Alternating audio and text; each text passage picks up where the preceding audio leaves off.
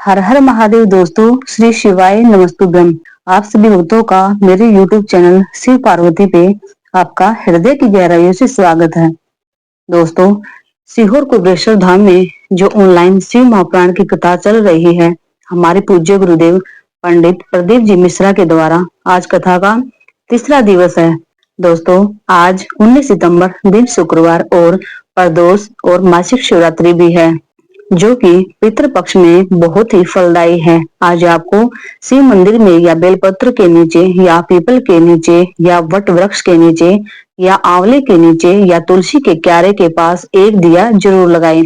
ऐसा करने से आपको कई गुना ज्यादा पुण्य फल मिलेगा और आपके पितृ को भी मोक्ष मिल जाएगा।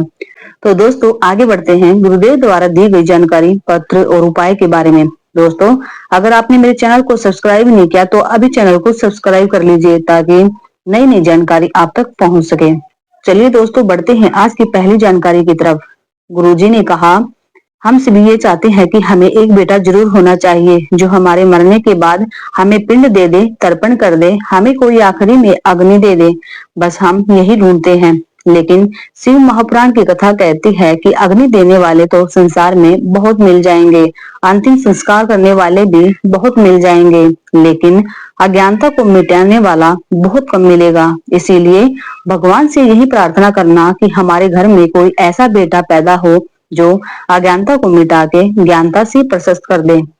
गुरुजी ने कहा कि दुनिया में आना बहुत सरल है, लेकिन दुनिया में आकर भगवत भजन करना, दान पुण्य करना, भजन करना, नाम जप करना बहुत ही कठिन है।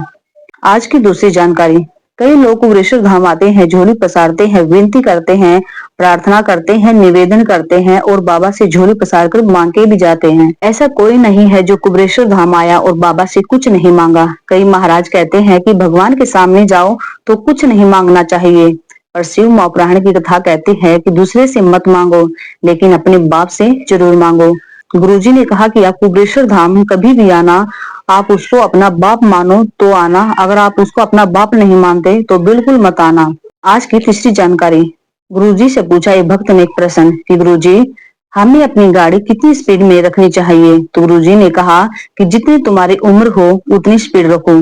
गुरुजी ने अपनी व्यासपीठ से कभी ये नहीं कहा कि तुम 24 घंटे आप भगवान के मंदिर में बैठे रहो। बस एक बात कही है, एक लोटा जल सारी समस्या का हल। मंदिर में एक लोटा जल चढ़ाने जाओ, थोड़ी सी सेवा करो, पूजन करो और आ जाओ। जरूरी नहीं कि मंदिर में 2-4 घंटे बैठे रहो। आज की अगली जानकारी। गुरुजी से किया एक व्यक्ति ने प्रश्न कि गुरुजी, हिमालय राज की बेटी पार्वती का नाम पार्वती संपूर्ण विश्व के पेट भरने को जागृत करता है।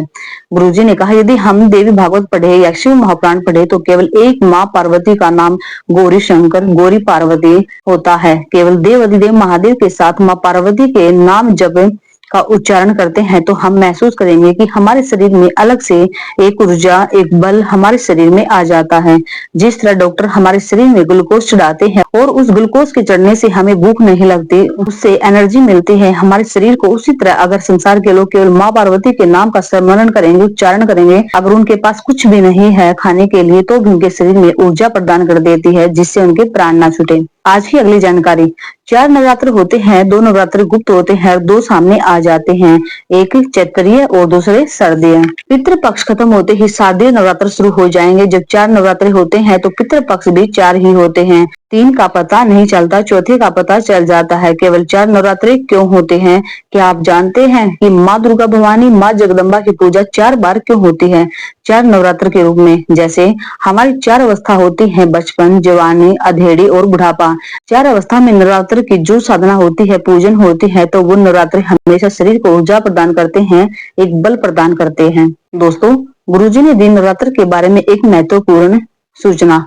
गुरुजी ने बताया कि नवरात्र प्रारंभ होंगे, इस बार नवरात्र 10 दिन के होंगे। कहते हैं जब नवरात्र बढ़कर आते हैं, बेशक एक दिन बढ़कर आते हैं ना, तो बहुत फल देने वाले होते हैं। माँ दुर्गा भवानी की आराधना पूजा करने का फल भक्तों को मिलता है, उसके 10 गुना फल 10 दिन के नवरात्र में मिल जाता है। जितना हो सके उतनी आराधना पूजा करना माँ दुर्गा की।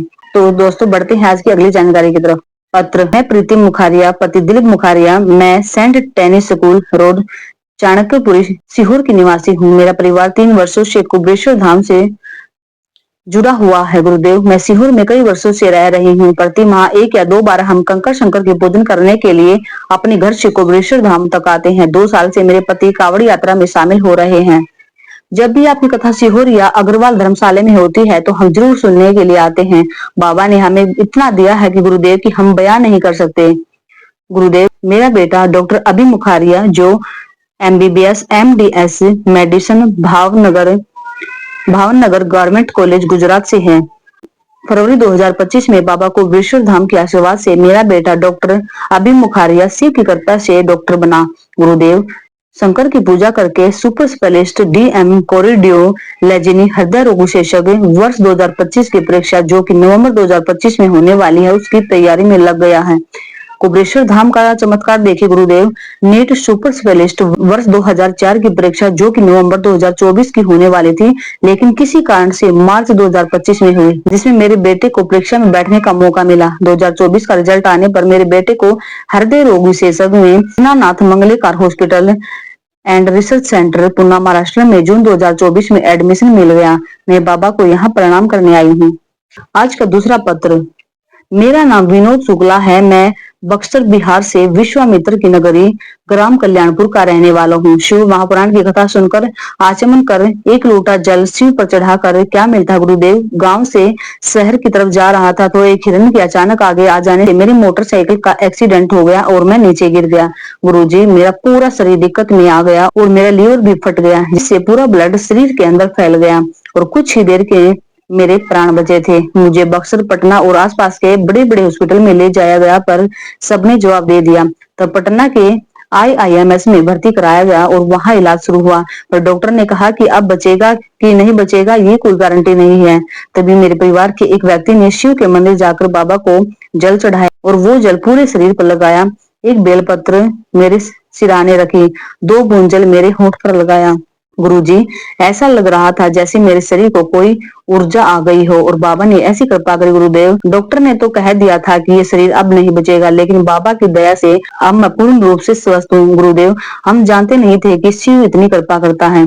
दोस्तों, एक विश्वास, एक भरोसा ही हमें पूर्ण रूप से ठीक कर देता है। जब सब जवाब दे देते हैं ना, तब हमारे द्वारा चढ़ाया गया 1 लोटा जल, पूजा आराधना ही हमारे काम आती है।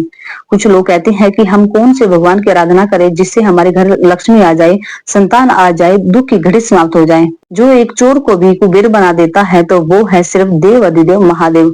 इस दुनिया में अगर सब कुछ दे सकता है तो वो है कुबेरेश्वर धाम। दोस्तों, प्रदोष के दिन जो कि पितृ पक्ष के प्रदोष है, आज ही दिल से प्रार्थना करके हृदय से अपनी बात कहकर 1 चावल का दाना, 1 बेलपत्र, 1 लोटा जल शिव की कृपा से, 1 घी का दिया किसी भी 5 पितृ वृक्ष के नीचे जैसे पीपल, वट वृक्ष, बेलपत्र, समी, आंवला या ये ना हो तो तुलसी के क्यारे के पास 1 घी का दिया जरूर लगाए और अपने दिल की बात महादेव से जरूर कहे। दोस्तों, एक बात जरूर ध्यान रखना कि भाग्य बताने वाले ढेर मिल जाएंगे लेकिन भाग्य बनाने वाला, तुम्हें उन्नति की सीढ़ी तक ले जाने वाला बस एक वो देव अधिदेव महादेव है। आज की अगली जानकारी। गुरुजी ने कहा, कभी भी दूसरे की बराबरी नहीं करनी चाहिए। जो भी करो अपने बल पर करो। अगर आपके पास 1 मुट्ठी चावल नहीं है, कोई बात नहीं, आप 1 चावल का दाना आखा शिव जी को चढ़ाओ। 1000 बेलपत्र नहीं हो तो कोई बात नहीं, 1 बेलपत्र आखी शिव जी को चढ़ाओ।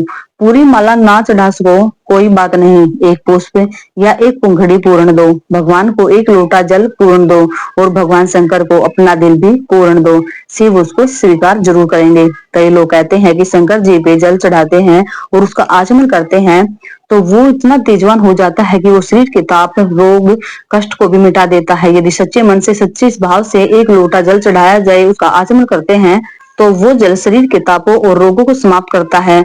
सच्चे भाव से 1 लोटा जल चढ़ाकर उसका आचमन करते हैं तो वो शरीर के तापों को, रोगों को समाप्त करता है। कायिक, वाचिक और मानसिक 3 ताप शिव जी के केवल जल आचमन करने से ही समाप्त हो जाते हैं। ये शिव महापुराण की विधिश्वर संहिता में लिखा है। गीता प्रेस गोरखपुर की किताब का अध्ययन करो, पढ़ो उसको। जो भी श्री शिवानोस्तुति में बोलता है, अगर कोई व्यक्ति उसके मुख का दर्शन कर ले तो उसके सारे पाप नष्ट हो जाते हैं। शिव महापुराण की विंध्येश्वर से ये बातें शिव महापुराण की विंध्येश्वर संहिता कहती है।